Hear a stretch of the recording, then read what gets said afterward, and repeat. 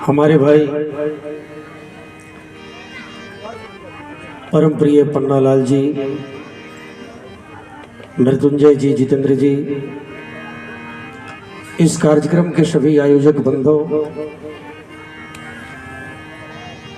इस महायज्ञ में प्राण प्रण से लगे सभी कार्यकर्ता भाई बहन,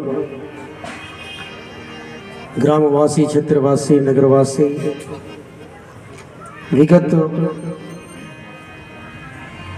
2 दिनों से हम सभी गुरुदेव के द्वारा, महाकाल के द्वारा रचित श्रीमद् पावन प्रज्ञा पुराण की कथा श्रवण कर रहे हैं, जो वस्तुतः मात्र कथा नहीं, मानव जीवन को सन्मार्ग पर लाने वाले परम पूज्य गुरुदेव के शब्द विग्रह एक ऐसी प्रयोगशाला है जो मनुष्य मात्र को बुराइयों से छुड़ाकर अच्छाइयों में लगाती है। कल हम सभी श्रवण कर रहे थे, आत्मज्ञान का लक्ष्य मनुष्य मात्र का होना चाहिए। सबका एकमात्र लक्ष्य हो स्वयं को जानना, मैं कौन हूं, मैं क्या हूं। बोले गायत्री माता की जय। खुद को जान लेना, आत्मज्ञान की चर्चा हुई थी। आत्मज्ञानियों की पहचान की भी चर्चा हुई। आत्मज्ञानियों की पहचान क्या है महाराज? जो आत्मज्ञानी हो उसकी पहचान कैसे करें?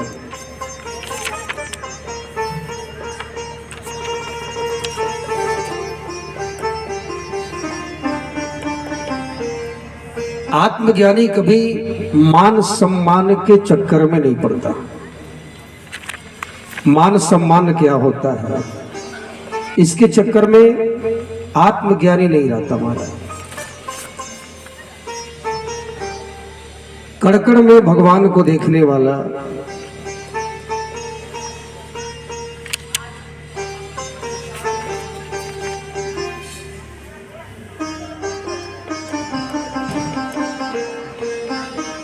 सबके हृदय में भगवान को देखने वाला। हमने शुरू दिन चर्चा किया था कि कोई आत्मज्ञानी है, उसकी पहचान कैसे करें, कैसे जाने कि वो आत्मज्ञानी है।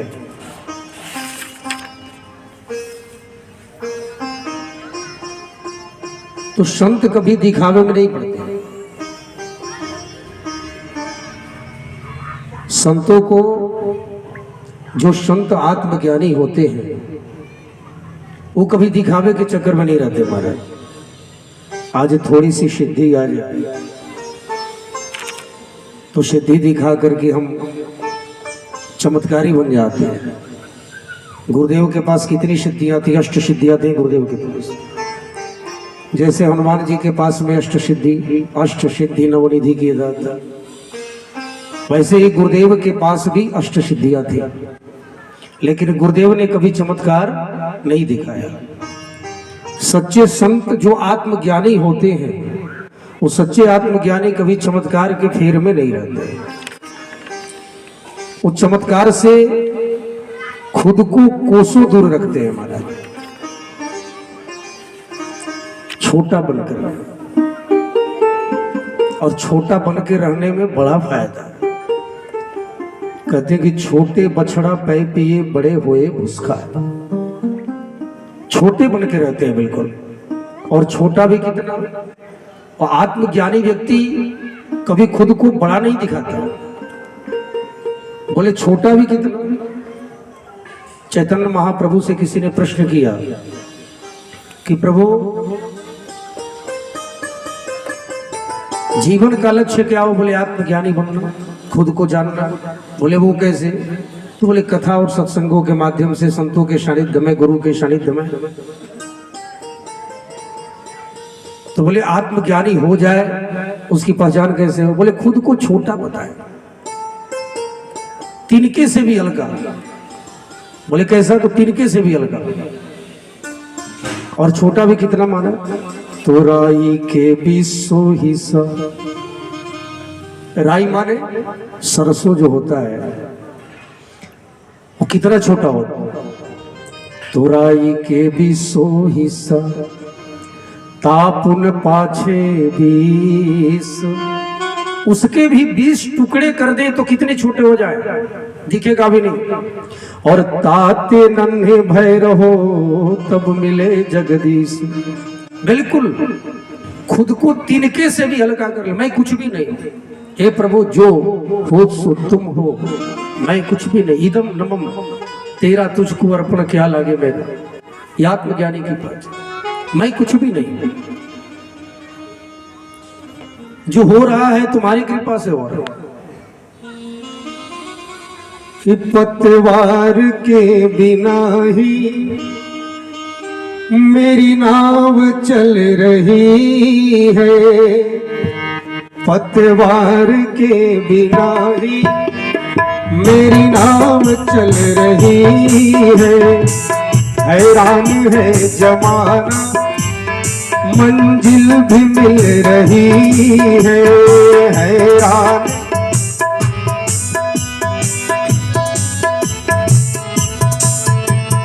पतवार के बिना ही मेरी नाव चल रही है।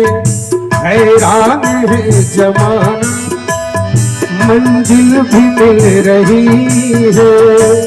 पतवार के बिना ही मेरी नाव चल रही है। हैरान है जमाना मंजिल भी मिल रही है। और अब क्या बताऊं गुरुवर, गुरुदेव मेरे गुरुवर।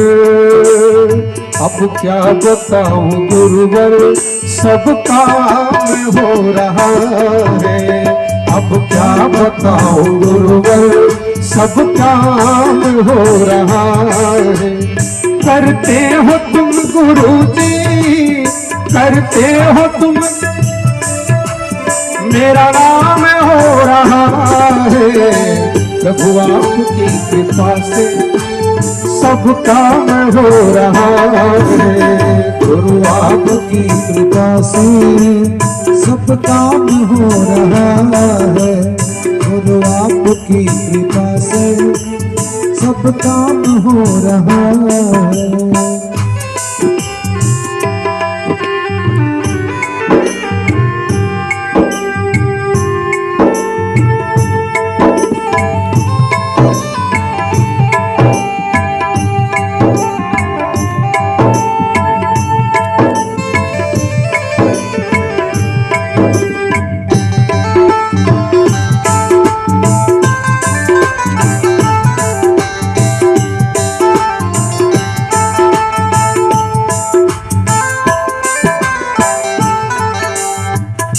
हर बात में भगवान को श्रेय देना। तुम कृष्ण बन के आए, क्या कहते हैं, तूफान आंधियों में तूने ही मुझको थामा। आंधियों में तूने ही मुझको थामा। तुम कृष्ण बन के आए जब मैं बना सुदामा। तुम कृष्ण बन के आए, मैं बना सुदामा। अब क्या बताऊं गुरुवर, तेरा कर्म ये मुझ पर, तेरा कर्म ये मुझ पर सरेआम हो रहा है। तेरा कर्म ये मुझ पर सरेआम हो रहा है। करते हो तुम गुरुजी, करते हो तुम गुरुजी, मेरा राम हो रहा है। प्रभु आपकी कृपा से सब काम हो रहा है। प्रभु आपकी कृपा से सब काम हो रहा है।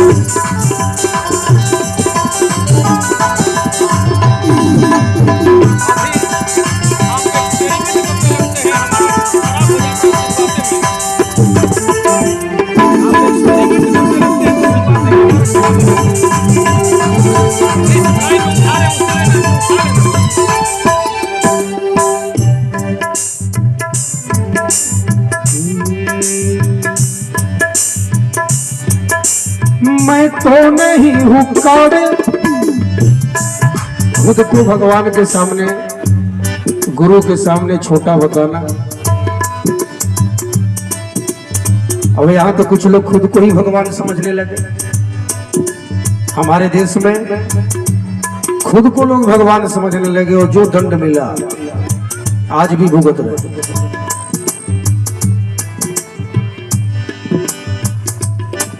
और ये कैसे हुआ महाराज? गुरुदेव ने कहा आने वाले दिनों में जो भी प्रपंच है, छल है, कपट है, सब समाप्त हो जाएगा, कुछ बचेगा नहीं। और जितना दिखावा है ना महाराज, ये कुछ चलने वाला नहीं है। और आज पकड़े भी वही जा रहे कौन?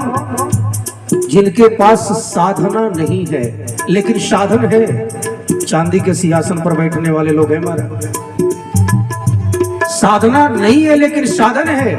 इसलिए संतों ने कहा क्या कि साधन भरे पड़े हैं पर साधना नहीं है। भगवान तो वही है, आराधना नहीं है। संतों ने साफ कहा अगर साधना छूट गई, एक संत मान बड़ाई के चक्कर में ऐसे फंसे महाराज, सब लोग स्वामी जी स्वामी जी स्वामी जी कहना शुरू कर दिया। और जो फंसे कहने लगे क्या भगवान का नाम भी भूल गए। मान बड़ाई जब से आई, मान बड़ाई जब से आई, मान बड़ाई जब से आई, मान बड़ाई जब से आई, तब से किस्मत फूटी, तब से किस्मत फूटी। स्वामी स्वामी भजने लगे सब, स्वामी स्वामी भजने लगे सब। लगन राम से छूटी, लगन राम से छूटी। मान बड़ाई जब से आई, मान बड़ाई जब से आई। ये मन की गति है महाराज। इसलिए संतों ने कहा मन की गति है अटपटी, झटपट लखे न को। मन की गति है अटपटी, झटपट लखे न को। जब मन की खटपट मिटे, झटपट दर्शन हो। जब मन की खटपट मिटे, झटपट दर्शन हो। इसलिए संत कहते क्या मन के हारे हार है, मन के जीते जी। मन के हारे हार है, मन के जीते जी। मन ही मिलावे राम से, मन ही करत भजे तेरे भैया, मन ही करत भजे ओ भैया, मन ही करत भजे। इसलिए हे प्रभु, मेरी क्या क्षमता है गुरुवर जो मैं तेरा पार पाऊं। मैं तो नहीं हूं काबिल, तेरा प्यार कैसे पाऊं। मैं तो नहीं हूं काबिल, तेरा प्यार कैसे पाऊं। इसलिए कहते हैं क्या, इतना दिया, इतना दिया मेरे गुरुवर ने, जितनी मेरी औकात नहीं। इतना दिया मेरे गुरुवर ने, जितनी मेरी औकात नहीं। ये तो कर्म है उस मथुरा वाले का, वरना मुझ में ऐसी कोई बात नहीं। मैं तो नहीं हूँ काबिल, तेरा प्यार कैसे पाऊं। मैं तो नहीं हूँ काबिल, तेरा प्यार कैसे पाऊं। इस टूटी हुई पहाड़ी से गुणगान कैसे गाऊं। इस टूटी हुई पहाड़ी से गुणगान कैसे गाऊं। हे गुरुवर,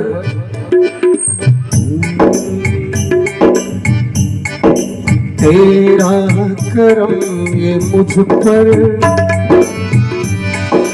अब क्या बताऊं गुरुवर, सब काम हो रहा है। अब क्या बताऊं गुरुवर, सब काम हो रहा है। अब क्या बताऊं गुरुवर, सब काम हो रहा है। अब क्या बताऊं गुरुवर, सब काम हो रहा है। करते हो तुम गुरुजी, करते हो तुम गुरुजी, मेरा नाम हो रहा है। प्रभु आपकी कृपा से सब काम हो रहा है। प्रभु आपकी कृपा से सब काम हो रहा है। सब काम हो रहा है। सब काम हो रहा है। सब काम हो रहा है। बोले परम पूज्य गुरुदेव की जय। गुरु कृपा जब हो जाए महाराज, बोले आत्मज्ञान कैसे मिले, और आत्मज्ञान मिले तो पहचान क्या हो। तो पहचान कि स्वयं को छोटा बताने लगे, मन में किंचित अहंकार न रहे महाराज। और अहंकार हट गया तो विगता मान अभिमान, चर्चा हुई थी परसों कि यही विमान है जो भगवान का विमान अंततः आता है हमें लेने के लिए। तो यही वो विमान है, यानी संत कहते हैं कि अहंकार का निकल जाना। तो गुरु और संत के आश्रय से हमारे मन के अहंकार मिटते। अहंकार का बिल्कुल निकल जाना यह आत्मज्ञान की पहली पहचान। और महाराज जो कर्म को ही पूजा समझने लगे, कर्म को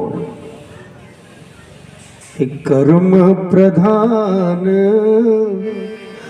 विश्वर चिराखा, कर्म प्रधान विश्वर चिराखा, जो जस करहि स्वतस फल चाहा, जो जस कराई सो तस फल चाहा। जो जैसा कर्म करता है हमारा वैसा ही फल उसको प्राप्त होता है।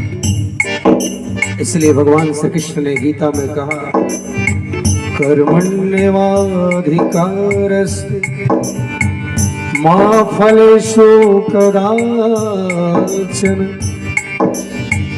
कर्म करो, केवल कर्म करने में तुम्हारा अधिकार है। और महाराज कर्म को ही जो पूजा समझने लगे और हम जिंदगी में ठान लें कि हम अपने प्रत्येक कर्म को भगवान के श्री चरणों में अर्पित कर देंगे, तो कोई जिंदगी में बुरा कर्म करेगा ही नहीं, क्योंकि बुरे कर्म को हम भगवान के चरणों में नहीं डाल सकते।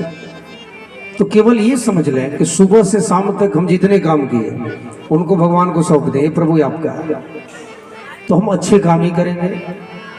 बोले गायत्री माता की। कर्म 3 प्रकार के होते हैं हमारा। संतों ने कर्म की व्याख्या की। कर्म 3 प्रकार के। पहला होता है प्रारब्ध कर्म, दूसरा संचित और तीसरा संचयी मान कर्म, जिसे वर्तमान कर्म भी कही जाती है। ये 3 प्रकार के कर्म की व्याख्या गुरुदेव ने किया। पहला प्रारब्ध। प्रारब्ध माने जो हम अभी भोग रहे हैं, जिस कर्म को हम सब भोग रहे हैं, जो अभी हमको मिल रहा है वो हमारा प्रारब्ध है। किसी का हाथ कट गया, किसी का पैर कट गया, ये पिछले जन्म का प्रारब्ध है। कोई अंधा हो गया, कोई बिल्कुल कष्ट में जीवन बिता रहा है, तो ये पिछले जन्म का प्रारब्ध है। दूसरा है महाराज संचित, जो हम अभी कर रहे हैं वो जमा हो रहा है। किसी ने हमसे प्रश्न किया एक बार कि महाराज ये बताओ कि ये बार बार सभी लोग कहते हैं कि कर्म प्रधान विश्व रचिरा का, जो जैसा करता है वैसा फल उसको मिलता है। ये मैं नहीं मानता। बोले क्यों क्यों क्यों नहीं मानते हो भाई? बोले इसलिए नहीं मानते कि हमारे गांव में एक मास्टर साहब है, बहुत ईमानदार है, बहुत अच्छे कर्म करते हैं, लेकिन महाराज दुर्भाग्य देखिए उनके घर में एक बढ़िया कूलर भी नहीं है, एक स्कूटर भी नहीं है, गरीबी में जीवन व्यतीत कर रहे हैं। और मेरे ही गांव में एक इंजीनियर साहब हैं, घूस खूब लेते हैं, 2 नंबर का पैसा कमाते हैं, उनके घर में हजारों सुख साधन भरे पड़े हैं, हर रूम में एसी लगा हुआ है। अब आप बताओ कि ये कर्म करने का क्या फायदा? और संतों ने इसका बड़ा सुंदर निराकरण किया। संतों ने कहा कि इसका अर्थ समझो, यही प्रारब्ध और संचित कर्म है। ये मास्टर साहब जो शिक्षक महोदय हैं, अभी जो गरीबी में जीवन व्यतीत कर रहे हैं, ये उनका प्रारब्ध है। पिछले जन्म में कुछ ऐसा कर्म रहा होगा जिसके कारण उनको ऐसी जिंदगी बितानी पड़ रही है। परंतु अब जो वो ईमानदारी का जीवन जी रहे हैं, अच्छे कर्म कर रहे हैं, वो भगवान के बैंक में संचित हो रहा है, जमा हो रहा है, वो उनको आगे मिलेगा।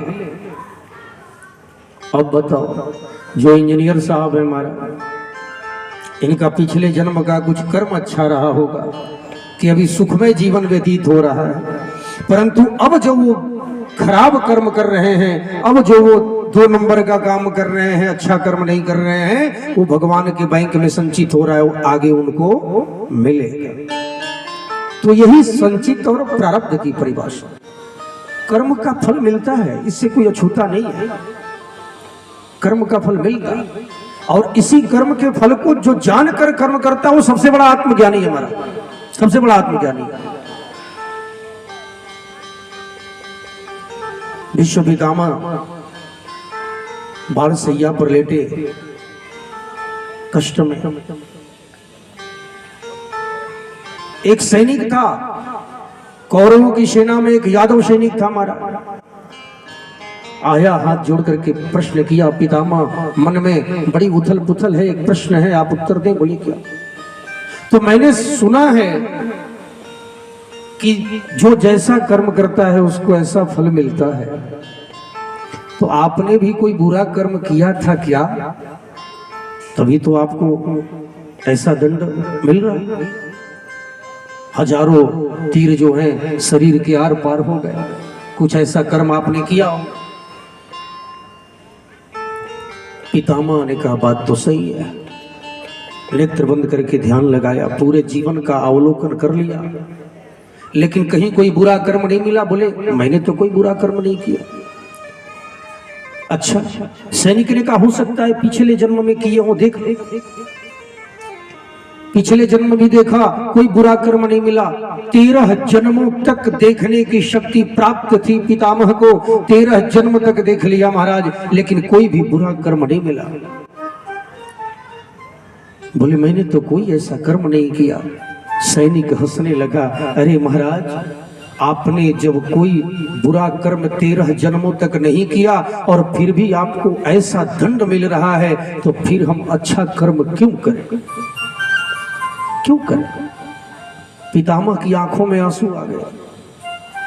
वो आंसू इसलिए नहीं आए कि मैंने बुरा कर्म नहीं किया फिर भी बुरे परिणाम मिल रहे हैं, इसलिए नहीं आए महाराज।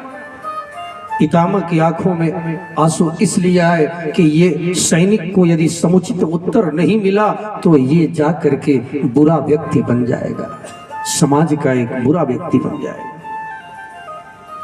पितामह ने कहा सैनिक यही ठहरो, मैं कन्हैया से पूछता हूं। केशव तुम बताओ, तुम तो जानते हो कर्म की परिभाषा तुमसे अधिक कौन जानता है, तुम बताओ मुझे ऐसा दंड क्यों मिल रहा है? केशव मुस्कुराने लगे। उन्होंने कहा पितामह 13 जन्मों तक आपने देखा, उससे पहले आपने नहीं देखा। उससे पिछले जन्म में आप एक बहेलिया थे, आप एक बहेलिया थे और शिकार करने के लिए जंगल में गए। एक पक्षी, नदी के किनारे एक वृक्ष था, बबूल का पेड़ था और नीचे बबूल का पेड़ था और ऊपर में उसके ऊपर एक वृक्ष,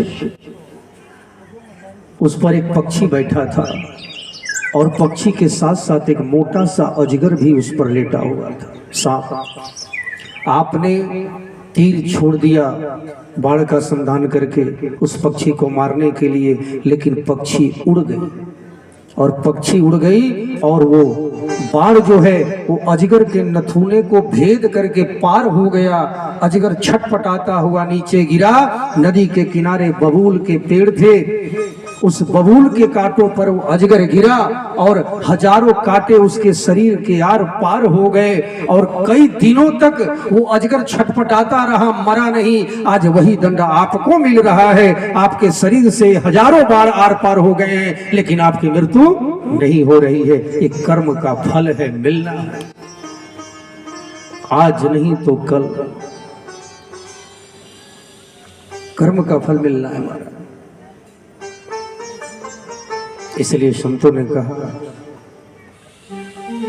एक संत गाया करते थे भोजपुरी में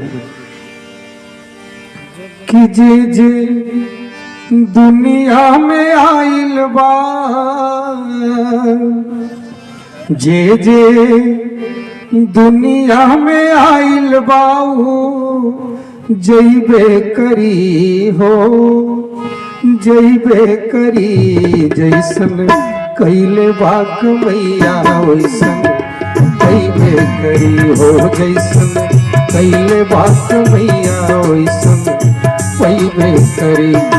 जे जे दुनिया में आई बाऊ जइबे करी, जैसन कैले बाक मैया वैसन कैबे करी। जैसन कैले बाक मैया वैसन कैबे करी।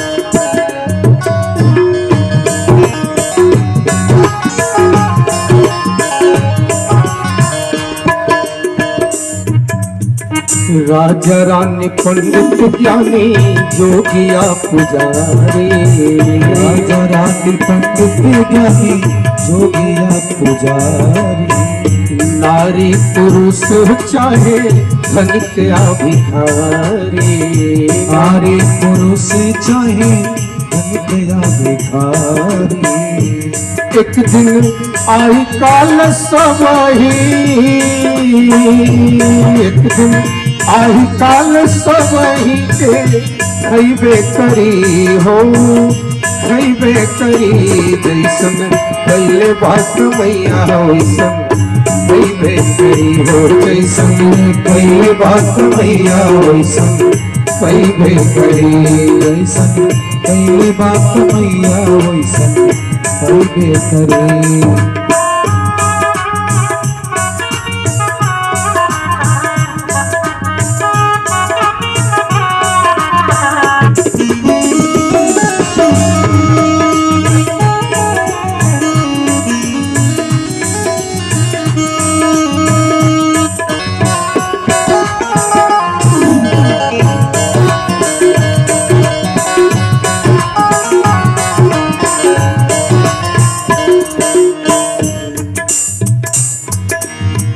काच काच बसवा के डोलिया बनाई के, काच बसवा के डोलिया बनाई के, ले जय ललकी चुनरिया ओढ़ाई के, जय ललकी चुनरिया ओढ़ाई के, लगवा मर घाट तक,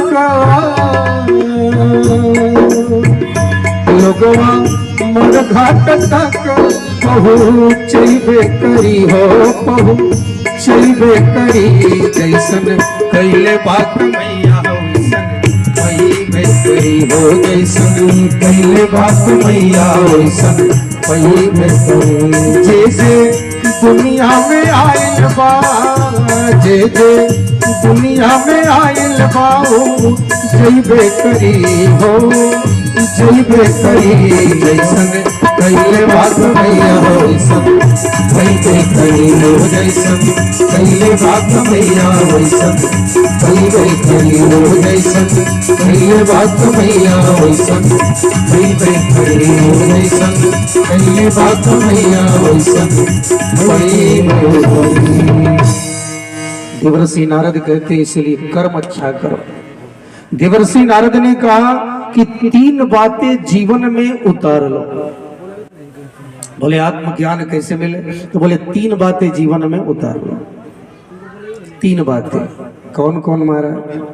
तो पहला सूत्र है, इस श्लोक में कहा गया कि दया सर्वभूतेषु संतुष्टया येन केन वा सर्वेन्द्रियोपशान्त्या च तुष्टयाशु जनार्दनः।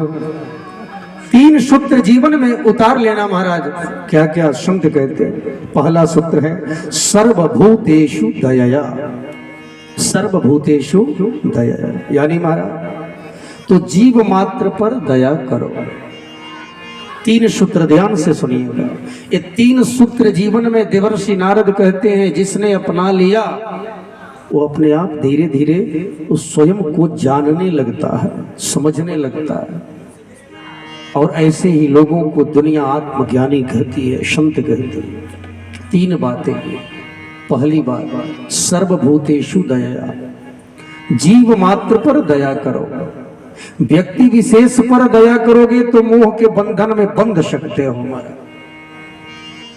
और सब प्राणी मात्र पर दया करने से प्रभु प्रसन्न होंगे, केवल व्यक्ति पर नहीं। नहीं ये मेरा परिवार है, मेरा बाल है, बच्चा है, ये मेरी पत्नी है, केवल इसी पर दया नहीं, सब पर। सर्वभूतेषु दया, सब पर दया, जीव मात्र पर दया। तो जितना प्यार हम अपने बच्चे को देते हैं उतना ही प्यार जो है यदि प्रत्येक बच्चे से करने लगे तो प्रेम व्यापक हो जाएगा। यानी हरि का दर्शन सब जगह, उसी को कहते हैं हरि व्यापक सर्वत्र समान। और हमारा प्रेम जब अनंत हो गया तो रोम रोम संत हो गया, इसी को संत कहते हैं। प्रेम जब अनंत हो गया तो रोम रोम संत हो गया। संत ने कहा प्रेम सीमित रहेगा तो बंधन का काम करेगा, और अनंत होगा, व्यापक होगा तो प्रभु प्राप्ति का मार्ग प्रशस्त करेगा। बोलिए गायत्री माता की जय। दूसरा सूत्र है, पहला सूत्र सर्वभूतेषु दया, जीव मात्र पर दया।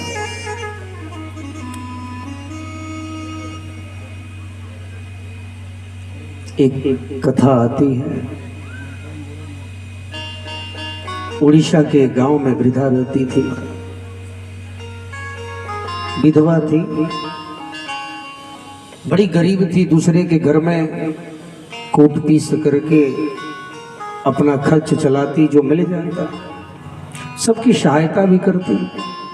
एक दिन दूसरे के घर काम करके लौट रही थी तो रास्ते में गांव के बीचों बीच कुछ औरतें आपस में बात कर रही थी। क्या बात कर रही थी महाराज? कि हम अगले महीने भगवान जगन्नाथ का दर्शन करने जाएंगे। पूरी बड़ी अच्छा लगा। उस वृद्धा ने कहा सुनो, मुझे भी ले चलना, मेरी भी बड़ी इच्छा है। उन लोगों ने कहा ठीक है चल, कोई दिक्कत नहीं, पैसे जुटा लो, 1 महीने बाद जाना। 1 महीने बाद जाना था, सो पैसे के लिए उसने जो एक घर में काम करती थी सो 4-5 घरों में करने लगी, और धीरे धीरे 1 महीने में उतने पैसे जमा कर लिया। जाने के लिए जितना आवश्यक था, कपड़े की पोटली सर पर ले लिया, और लेकर जैसे ही निकली, भगवान की परीक्षा देखो महाराज। एक घर से कुछ बच्चों के रोने की आवाज सुनाई पड़ी। वृद्धा के कदम जो हैं वो अनायास ही उस घर की तरफ बढ़ चले। देखा 4 बच्चे सूख कर हड्डी हो गए हैं बिल्कुल, और बैठकर रो रहे हैं। माँ भी रो रही है। अरे बेटी क्यों रो रही हो, क्या बात है? अरे माँ क्या बताऊं, 1 हफ्ते से मेरे बच्चे भूखे हैं, घर में अन्न का दाना भी नहीं, लगता है मेरे बच्चे भूखे ही मर जाएंगे। उस वृद्धा ने अपना सारा पैसा उस औरत को दे दिया, ये लो, मैं किसी और दिन भगवान का दर्शन कर लूंगी, तुम अपने बच्चों का पालन पोषण करो। फिर से जमा करने लगी पैसा। 1 महीने बाद फिर से जमा कर लिया। सोची अब चलते, फिर से निकली जाने के लिए। भगवान ने फिर परीक्षा लिया। एक घर से एक औरत के रोने की आवाज आई। अनायास ही कदम उस घर की तरफ वृद्धा के बढ़ गए। जैसे ही गई, देखा एक बच्चा बीमार लेटा है, बिल्कुल दुबला पतला खाट पर लेटा है, और सिरहाने बैठकर उसकी माँ रो रही है। बेटी क्या बात है? बोली माँ मेरा बच्चा कई दिनों से बीमार है, सब पैसे खत्म हो गए, अब डॉक्टर भी दवा नहीं दे रहा बिन पैसे के, लगता है मेरा बेटा ऐसे ही मर जाए। उस वृद्धा ने अपना सारा पैसा निकालकर उस औरत को दे दिया। बेटी ले जाओ, बच्चे का इलाज कराओ, मैं किसी और दिन चली जाऊंगा। लेकिन शरीर इतना वृद्ध हो चुका था उसका कि अब काम करना बड़ा कठिन हो रहा था। एक दिन लोगों ने देखा, गांव के बाहर उसकी झोपड़ी थी। सुबह से शाम तक जो 10 बार आती जाती थी, वो एक बार भी बाहर नहीं निकली। गांव के मुखिया ने कहा जरा देखो, प्रधान ने कहा देखो जरा, वो बाहर क्यों नहीं, बीमार है क्या?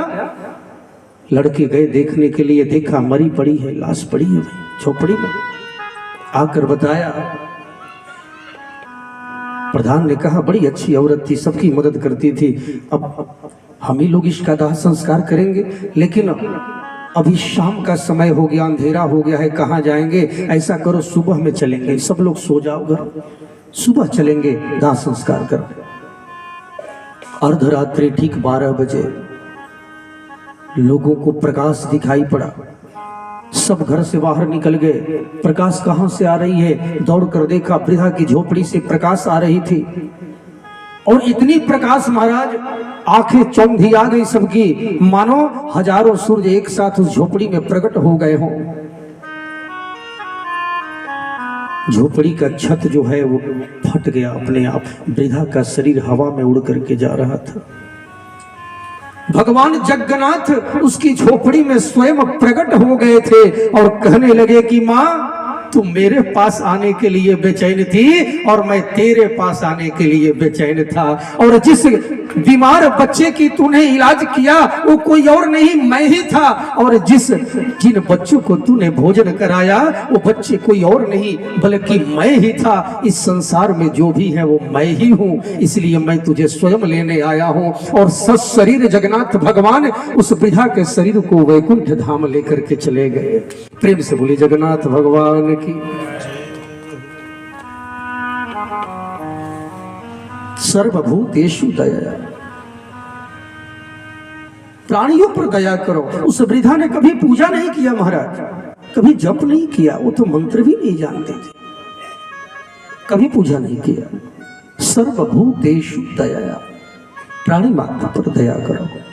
दूसरा सूत्र है प्रभु ने जो भी दिया, जितना भी दिया उसमें संतुष्ट रहे। जैसे सुदामा जी रहते थे। सुदामा जी को किसी ने दरिद्र कहा, किसी ने भिखारी कहा, गीत गाया, लेकिन सुदामा जी दरिद्र नहीं थे, सुदामा जी भिखारी नहीं थे। भले ही सुदामा जी की धोती 20 जगह फटी थी महाराज, लेकिन सुदामा जी दरिद्र नहीं थे। भले ही सुदामा जी के घर में एक भी साबुत बर्तन नहीं था, फिर भी सुदामा जी गरीब नहीं थे। भले ही सुदामा जी के पैरों में बीवायां फटी हुई थी, फिर भी सुदामा जी दरिद्र नहीं थे। भले ही सुदामा जी के घर की दीवार ऐसी थी महाराज कि मानो पड़ोसी के घर का पानी बिना रोक टोक के उनके घर में आ सकता था, फिर भी सुदामा जी दरिद्र नहीं थे। और भले ही सुदामा जी के घर की छत ऐसी थी मानो सूर्य का पूरा धूप प्रकाश उनके आंगन में आता हो, फिर भी सुदामा जी दरिद्र नहीं थे। भले ही सुदामा जी के शरीर की दशा ऐसी थी कि उनकी एक एक हड्डियां एक छोटा बच्चा भी गिन ले, फिर भी सुदामा जी दरिद्र नहीं थे। भले ही सुदामा जी के घर में एक टाइम भोजन बनता तो 4 टाइम चूल्हा नहीं जलता था, फिर भी सुदामा जी दरिद्र नहीं थे, क्योंकि भागवत में कहीं भी सुखदेव जी ने सुदामा को दरिद्र नहीं कहा। क्यों नहीं मारा? कि सुदामा जी संतुष्ट हैं। इस सूत्र में आया कि प्रभु ने जो दिया, जितना भी दिया, सुदामा जी कहते मैं तो अपनी झोपड़ी का राजा हूं। सुदामा जी दरिद्र नहीं, जो दिया कि पर जब वही संतोष धन शवधन धूरी समा, पर जब वही संतोष धन तो शवधन धूरी समा। एक संत नदी के किनारे संध्या वंदन कर रहे थे महाराज, उनको एक कौड़ी मिल गई। कौड़ी हमारे बुजुर्गों ने देखा होगा, हमने नहीं देखा, उन्होंने देखा होगा। पहले कौड़ी चलती थी, हमने तो केवल नाम सुना। वो कौड़ी को उठाकर संत ने अपने कमंडल में रख लिया, जाने लगे। एक आदमी देख रहा था, उसको आया पास में, अरे महाराज ये कौड़ी का क्या करोगे? संत ने कहा मैं ऐसे व्यक्ति को दूंगा जो संसार का सबसे बड़ा दरिद्र हो, ऐसे व्यक्ति को दूंगा। बोले कहाँ मिलेगा? मिल जाएगा। जा रहे थे जंगल में, तभी एक 2-4 सैनिक दौड़ते हुए आए। अरे हटो महाराज, जल्दी हटो, जल्दी हटो। क्या हुआ? अरे हमारे राजा की सवारी आ रही है, तुम जल्दी हटो महाराज। संत ने कहा रुको भाई, इतना हड़बड़ाए क्यों हो? ये बताओ तुम्हारा कहाँ का राजा है, कहाँ जा रहा है, किस लिए जा रहा है? सैनिकों ने कहा हमारे पश्चिम देश के राजा हैं, पूर्व देश के राजा पर चढ़ाई करने जा रहे हैं, इसलिए जल्दी हटो। बोले क्यों? चढ़ाई क्यों करने जा रहे हैं? तो बोले पूर्व देश का जो राजा है वो बड़ा धनवान है, उसका धन लूटने के लिए जा रहे हैं। बोले क्यों, तुम्हारे राजा के पास धन नहीं है क्या? बोले धन है परंतु और धन बढ़ाना चाहते हैं। बोले ठीक है जाओ। राजा की सवारी आ गई। संत जी महाराज महात्मा जी खड़े हो गए रथ के आगे। अरे हटो महाराज हटो, सैनिक आगे चले गए, मुझे जाना है, जल्दी हटो।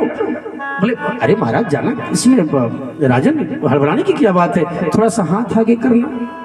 राजा ने हाथ आगे किया, कौड़ी निकाल करके संत ने उसके हाथ पर रख दी। बोले ये क्या है? बस राजन मैं संसार का सबसे दरिद्र आदमी ढूंढ रहा था और तुझसे बड़ा दरिद्र दुनिया में कोई नहीं मिला, इसलिए तेरे ऊपर रख दिया। बोले मैं दरिद्र कैसे? बोले पहले से तू राजा है, पहले से तेरे पास धन है, फिर भी तू लूटने के लिए दूसरे को मारने जा रहा है। वो धन के लिए तू जिसके पास संतोष रूपी धन नहीं हो मारा, उस संसार का सबसे बड़ा दरिद्र है। संतोष, पर जब आ वही संतोष धना तो सब धन धूरी समान। इसलिए दूसरा सूत्र यही है कि प्रभु ने जो दिया उसी में संतुष्ट रहे, ज्यादा पाने की लालच न करें। अरे मरना तो एक कपड़े में ही जाना है और थोड़ी सी जमीन की आवश्यकता, उसी में राख हो जाना है। कोई ले करके नहीं गया। जब मन में आए कि नहीं मेरे पास ज्यादा होना चाहिए, तो सिकंदर को एक बार देख लेना। सिकंदर जब मरने लगा अपने गुरु अरस्तु को बुलाया, गुरुदेव एक बात करनी थी, बोलो बेटा। गुरुदेव मैं मर रहा हूं। हाँ तो मैं क्या करूं? भगवान तुझे सदगति थे। नहीं नहीं उसके लिए नहीं बुलाया। बोले क्यों क्यों बुलाया? बोले तो गुरुदेव जितना भी मैंने सोना चांदी हीरे जवाहरात जितनी धन संपत्ति कमाई है वो सब मेरे पीठ से बांध दो, मैं लेकर के जाऊंगा। अरस्तु हंसने लगे। उन्होंने कहा बेटा ये संभव हो सकता है कि एक सुई की नोक से बड़ा विशाल हाथी निकल जाए, परंतु यह असंभव है कि मरने के बाद कोई अपने साथ कुछ ले जा सके। सिकंदर रोने लगा। गुरुदेव जब मैं नहीं ले जा सकता तो मैंने इतने लोगों को क्यों मारा, इतने लोगों को क्यों काटा? जब मैं ले नहीं जा सकता अपने साथ कुछ, तो मैंने घूसखोरी क्यों की, चोरी क्यों की? बड़ी घूस में पैसा कमाया महाराज। किसके लिए? पत्नी के लिए, बच्चों के लिए। नेताजी ने 4,000, 50,000, 10,000 करोड़ की संपत्ति बैंक में रख डाली, लेकिन खुद उसको नहीं भोगते। भोगता उनका बच्चा है, लेकिन मरने के बाद भोगना इनको पड़ता है। किसके लिए जमा करा? सिकंदर रोने लगा। गुरुदेव ठीक है एक विनती है, उसको तो कर दोगे? बोले क्या? एक काम करना, जब मैं मर जाऊं तो मेरा एक ताबूत बनवाना और उस ताबूत को चौराहे पर खड़ा कर देना। उस ताबूत से मेरे दोनों हाथ बाहर निकाल देना। बोले क्यों? इसलिए कि जो भी वहां से गुजरे मेरे खाली हाथ को देखकर उसको शिक्षा मिले कि जब थे दर गुजरे जहां से जो सभी मुल्कों के मालिक थे, और सिकंदर भी जब गए तो उनके भी दोनों हाथ खाली थे, उनके भी दोनों हाथ खाली थे। जब सिकंदर नहीं ले गया तो हमारी क्या औकात है महाराज। तो जब ज्यादा धन पाने की इच्छा हो तो एक बार सिकंदर का ध्यान कर लेना, तो पता चले कि जब सिकंदर जैसा व्यक्ति नहीं ले जा सका तो हमारी क्या होगा। तो हमारी एक बड़ी आदत है महाराज। क्या आदत है? कि जो मिला है वो नहीं दिखता, लेकिन जो नहीं मिला है बस उसी को ताकते रहते हैं। जो मिला है उस पर ध्यान नहीं है, लेकिन जो नहीं मिला सिर्फ उसको पाने की लालसा में रहते हैं। तो जीवन में उसका कोई अंत नहीं है हमारा।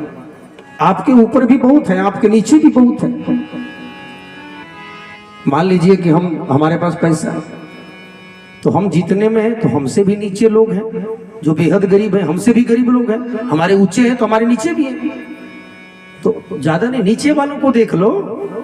ज्यादा पाने की लालसा तो नीचे वाले को, ऊपर वाले को क्यों देखते हो भाई? और जितने ज्यादा करोड़पति उतनी ज्यादा बीमारियां होती हैं। पैसे से बीमारियां सबसे पहले आती।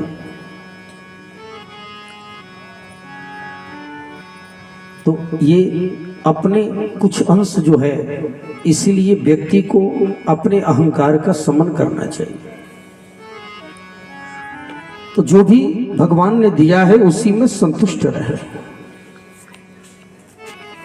उससे ज्यादा पाने का प्रयास न करें। तीसरा सूत्र क्या है हमारा? तीसरा सूत्र है सर्वेंद्रियो प्रशांत्याच। बोले इंद्रियों को जीवन भर जितना विषय भोग कराओ कोई वैराग्य होने वाला नहीं है। जितना विषय भोग कराए ये उसी को और ढूंढता है, इसका कोई अंत ही नहीं। इंद्रियां कभी तृप्त नहीं हुई। थोड़े दिन मैंने चर्चा किया था कपिल भगवान के माध्यम से कि पूर्णमदः पूर्णमिदं पूर्णात् पूर्णमुदच्यते। देवहूति मैया से प्रभु कह रहे हैं कि इंद्रियां तृप्त कभी नहीं हो सकती, और तृप्त तभी होंगी जब हम पूर्ण से मिले। पूर्ण कौन है? तो पूर्णमदः पूर्णमिदं पूर्णात् पूर्णमुदच्यते। पूर्ण एकमात्र परमात्मा है, परमात्मा के सिवा दूसरा पूर्ण नहीं। तो इसलिए संत कहते, गुरुदेव ने कहा कि सर्वेंद्रियों प्रशांत्या च, ये कभी तृप्त नहीं होती, इसलिए संयम के कोड़े इसको मारने पड़ेंगे, इसको भी कूड़े लगाने पड़ेंगे। लेकिन कौन सा कोड़ा? संयम का कोड़ा मार, और संयम के कोड़े मारने पड़ेंगे, तभी ये घोड़े जो हैं, इंद्रियों के घोड़े, ये वश में होंगे। बोले गायत्री माता की।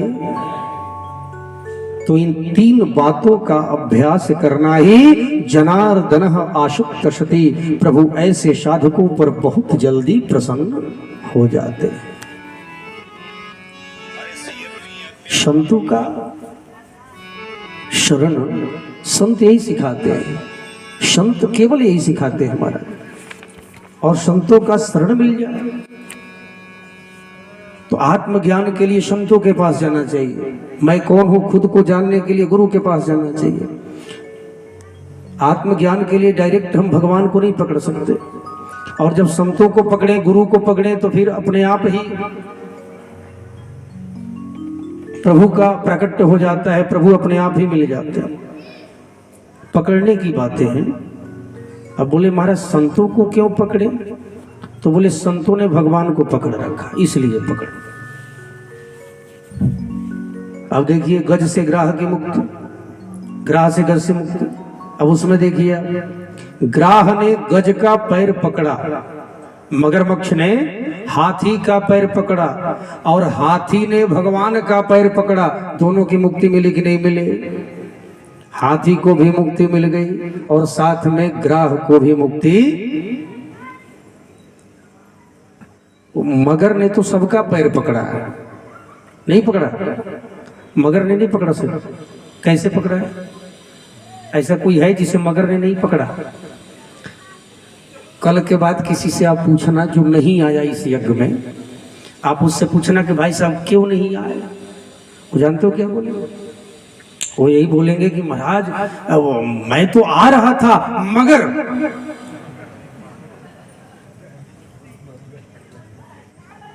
अरे मैंने तो बस पकड़ा था मगर। ये मगर छूटता ही नहीं। किसी को अगर मगर छोड़ दे तो फिर हम तो भक्ति में लग जाए, लेकिन मगर ही नहीं छोड़ता महाराज, ये सबको पकड़ के रखा। इसलिए संतों ने कहा कि पैर को पकड़ो।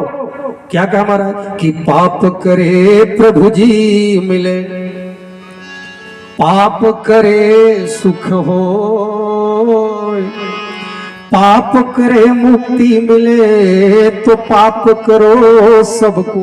अब हम सोचे कि महाराज पाप करने के लिए बोल, अर्थ समझिए थोड़ा। यहाँ पाँव पकड़ने की बात हो रही है। पाप करे, पा मने पैर, पाप पकड़े प्रभु जी मिले। मगरमच्छ ने, ग्राह ने हाथी का पैर पकड़ा, और हाथी ने भगवान का पैर पकड़ा, कल्याण हो गया दोनों का।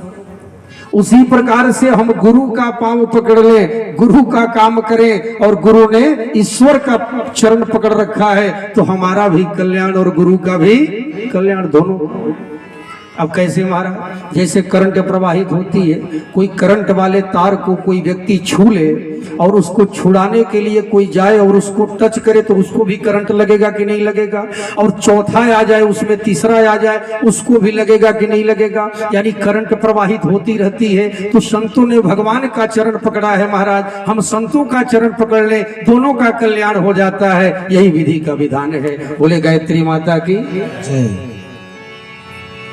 इसलिए कहा गया संतों के संग लागरे तेरी अच्छी बनेगी। अरे संतन के संग लागरे